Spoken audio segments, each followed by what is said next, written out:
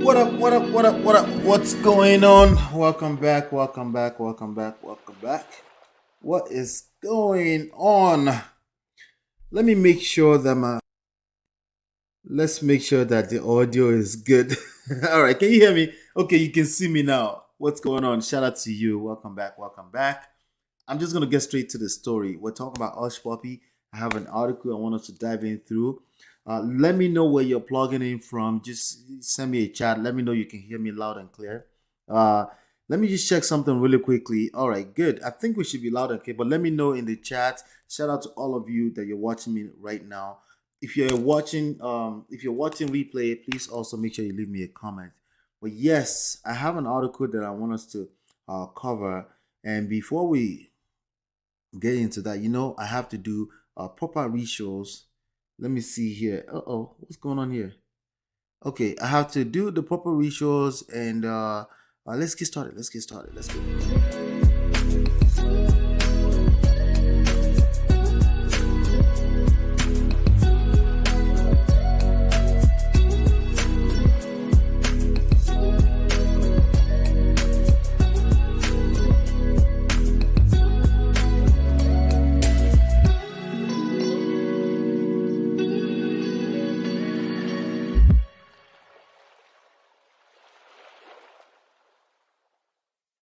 All right, welcome back. Welcome back. So we're talking about Hush Puppy. We're talking about Hush Puppy. Now you guys know, you should know Hush Puppy's story by now. It shouldn't be a surprise to you that he's been sentenced to 11 years. And I have this article that I want us to get through. I just noticed it's trendy, but I always want to point this kind of stuff out for the gentlemen out there that hey.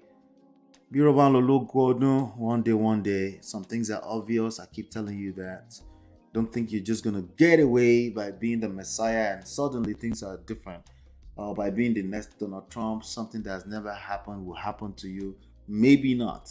Just be aware of the risk you're taking when you decide to do things the not so conventional way, right? So we got this news here. The headline says Hush Puppy jailed 11 years despite wife and imam's pleas. I'm like, what? She the wine me. But let's get into it. So the United States. Let's read it together. Let's make sure we're reading this together. All right, good. United States District Court sitting at the Central District of California on Monday sentenced convicted fraudster Ramon Abbas, aka Hush Puppy, to 11 years and 3 months. What was that? Like 11 years, 3 months, 11 times, 12 months. What was that? Some 100 and something, man. Like Jesus Christ. In my mind, I'm like, okay, I guess you can count it month by month.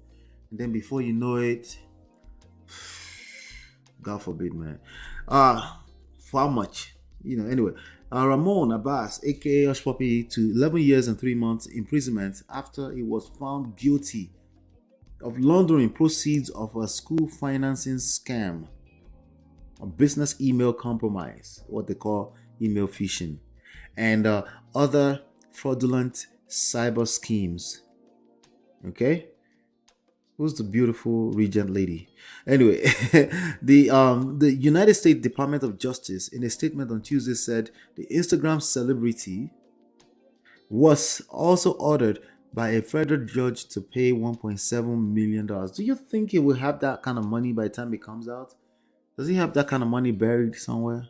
I just always wondered, right? When they say you're paying restitution back to two fraud victims, right? And they say you're paying that back.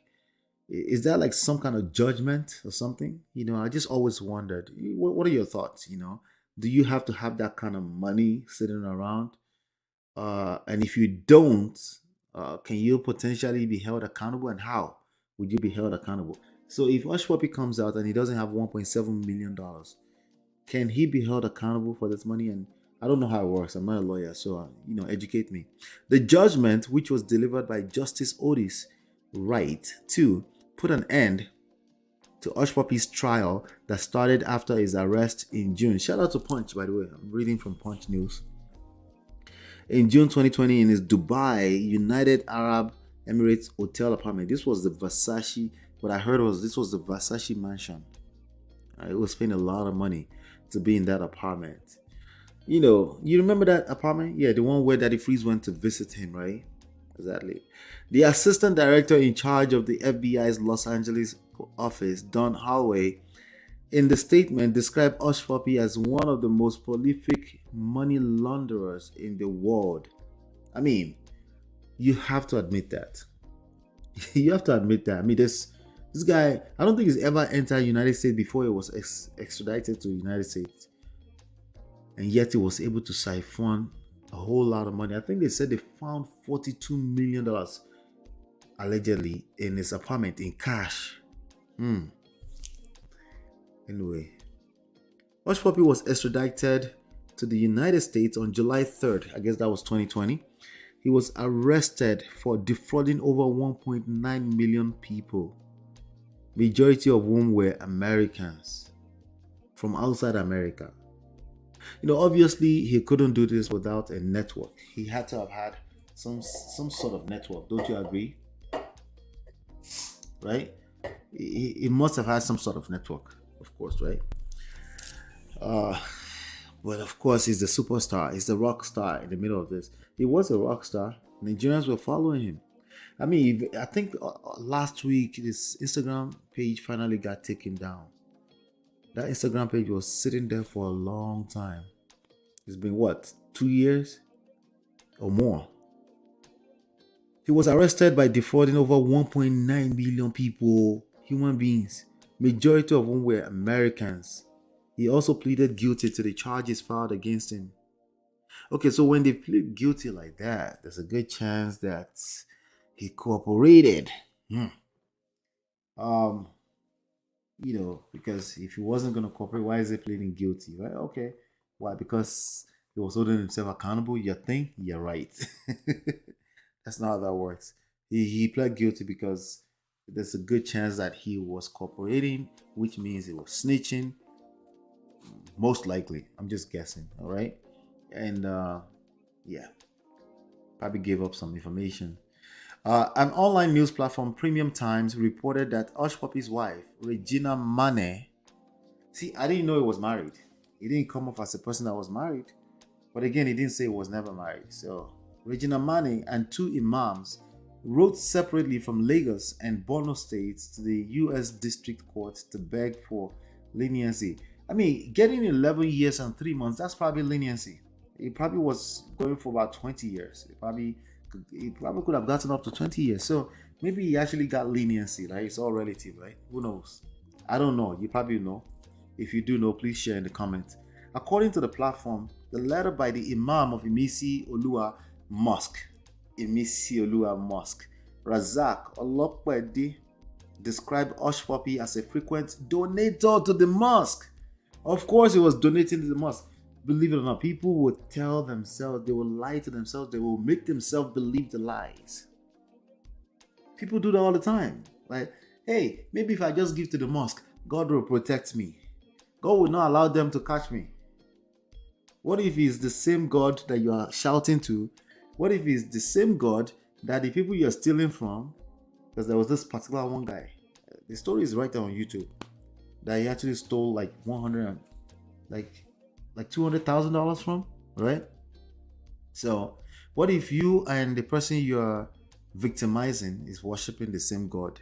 Is the same prayer going to be relevant? Right? I'm wondering, what do you think? What are your thoughts? Is the same prayer relevant? But this is Nigerian behavior. We pray even when we're wrong, right? Yeah. So in another letter, Udu Abdurasak of Madrasa 2 Alubait Islamia Maduguri, Borno State. I made it through that. Also paid tributes to Hush Puppy for his philanthropic gesture. He stole the money. He stole the money. Philanthropic gestures to orphans and widows. Oh my show, that was nice, right? The letters were filed at the U.S. District Court on November 4 in support of the victim's earlier plea for light sentence. Our correspondent learned that Hush Puppy was still being held in the Metropolitan Detention Center, from where he will be moved to a federal prison or more. Enjoy. Maybe they'll release him at 8 or 9 years or something like that for good behavior. But that's time that you never get back. Money, time. Have you chosen which one you want to fight for? Which one is the luxury here? Mindset wise. Time is everything, though. It's literally life by itself. Anyway, the Director of Media Relations, United States Attorney's Office, Tom Mrozek, while responding to an email from a correspondent on Tuesday, said he probably has not been transferred to a prison yet. He will serve his sentence in a federal prison somewhere in the United States. Somewhere in the middle of the United States. Big old United States. 300 million, like 50 states. Somewhere in the middle of nowhere. He's never stepped his foot in the United States before, except inside of jail.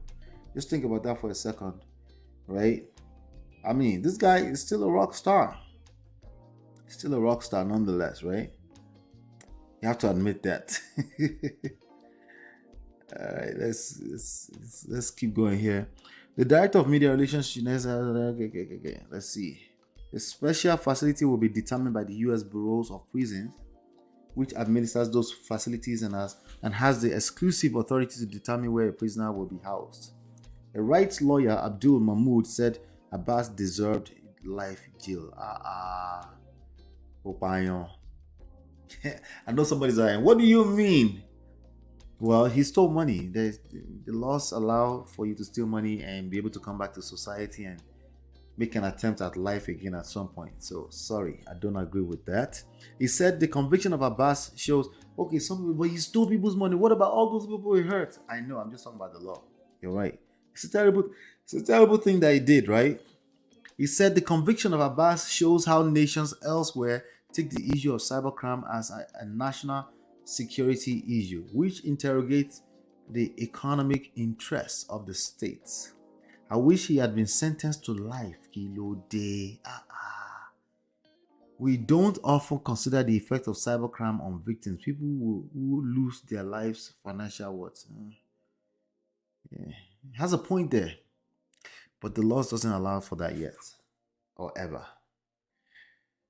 However, another lawyer, Festus Ogun, said the sentence was commensurate with the crime, adding that the country's legal system could learn from it. Exactly. That's what I thought too. But anyway, HUSHPUPPI, lessons learned. Yahoo boys. Let me tell you something. When you steal $1, you might tell yourself like, hey, I will stop at $3. Just maybe you won't stop at $3. Whatever made you do the first one will probably make you do another first one and another first one, another first one, and then what happens? Before you have a 1 and a 1, you have 11 years in jail. Just don't do that. Avoid doing that. If you're doing it already, have a change of heart, because I'm telling you, so anyway, what are your thoughts about this? I want to know what your thoughts about HUSHPUPPI is.